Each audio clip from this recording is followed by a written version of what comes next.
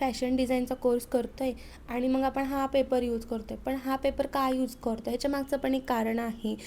जर आपण जो कार्डशीट वापरतो, फॅशन डिझाईनमध्ये कार्डशीटच वापरतात, अजून काही वेगळे पेपर्स असतात ते पण यूज करतात. पण आपण जेव्हा शिकतोय, जर शिकत असल्यावर आपण भरपूर चुका होतात आपल्यावरती, आपण नवीन नवीन आणू शकतो, पण रोज आपल्याला जर चुका झाल्यावरती जर तो आपण पेपर आणला तर त्याच्यात आपण किती पाठपोट आपण 4 वेळा आखू शकत नाही. ह्याच्यावरती आपण पाठपोट आखू शकतो न्यूजपेपरवर. त्याच्यामुळं मी सगळ्यांनाच रेफर करते की न्यूजपेपरच आणा, कारण का न्यूजपेपरनी कसं होतं, चारही बाजूनी आखता येतात आणि ठळक छान मार्करनी ठळक दिसतं.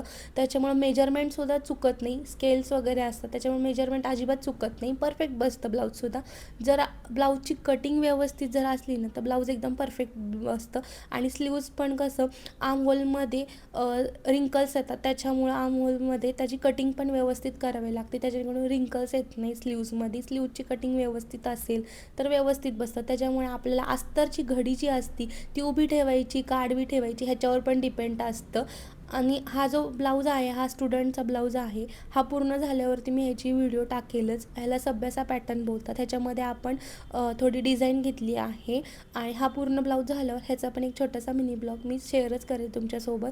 आणि जी ही कुर्ती आहे, आपल्याकडे समरवेअरच्या कुर्त्या खूप स्टिच करायला येतात आणि आता ह्याच्या नवीन नवीन तुम्हाला वेगवेगळ्या स्लीवची डिझाईन, फ्रंटची डिझाईन ते सुद्धा बघायला भेटेल प्रत्येक कुर्ती